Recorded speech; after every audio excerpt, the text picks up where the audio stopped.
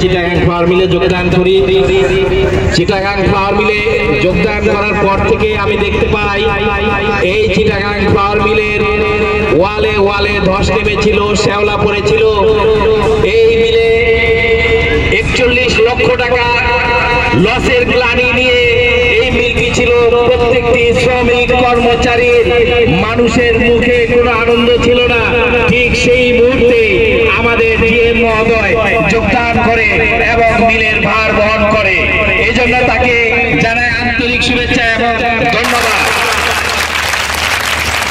অনেক তিতিক্ষা উপেক্ষা করে, অনেক পরিশ্রম করে আমরা একত্র এই ডিএম মহোদয়ের নেতৃত্বে আমরা এই মিলকে সর্বোচ্চ পর্যায়ে লোকসান কাটিয়ে আমরা সেই বছর পূর্ণ লাভ অর্জন করি। এরপরে যত বছর আমাদেরকে সেনা কল্যাণ সংস্থা যত লাভ দিয়েছে তার প্রত্যেকটি বছর আমরা পূর্ণ করেছি। এই ডিএম যদি আমাদের সাথে থাকে আমরা অবশ্যই আমাদের মাথায় যদি পাহাড় সমান বোঝাও থাকে আমরা সেটা অর্জন করব ইনশাআল্লাহ। প্রস্তুত আছি তো সবাই? আপনি চিন্তা করেন আমার মন প্রাণ সব সময় এই চিটাগাং ফ্লাওয়ার মিলে পড়ে থাকে, কারণ এইখানকার প্রত্যেকটা শ্রমিক কর্মচারী অসাধারণ কাজ করেন এবং প্রত্যেকে অত্যন্ত পরিশ্রমী এবং তাদের মন মানসিকতা অত্যন্ত ভালো। তাদের সাথে আমি মিশেছি, তারা অনেকটা ভাইয়ের মতো। আমি ঢাকা থাকলেও আমার মন এখানেই পড়ে থাকে। আমার ফেসবুক ফ্রেন্ডে থাকলে আপনারা অনেক সময় দেখবেন আমি চিটাগাং ফ্লাওয়ার মিলের বিভিন্ন রকম পোস্ট দিয়ে যাচ্ছি।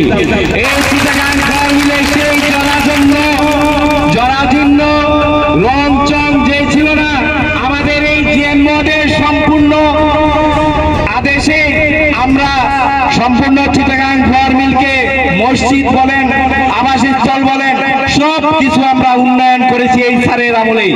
তাই আমাদেরকে অতি সুন্দরভাবে আমাদের যে লক্ষ্য আছে আমরা যাদের যাদের নিজ নিজ কাজ যেখানে করি সেখানে কাজটা ঠিক রেখে এই মিলকে আগিয়ে নিয়ে যাব ইনশাআল্লাহ। আমাদের মেনলি হেড অফিসে আগামী 11 তারিখে পিকনিক। বিশেষ করে আমি একটা দায়িত্ব আছি, যেহেতু চিটাগাং ফ্লাওয়ার মিল আমারও মন ছুটে এসেছিল, আমার পরিবারও আসতো।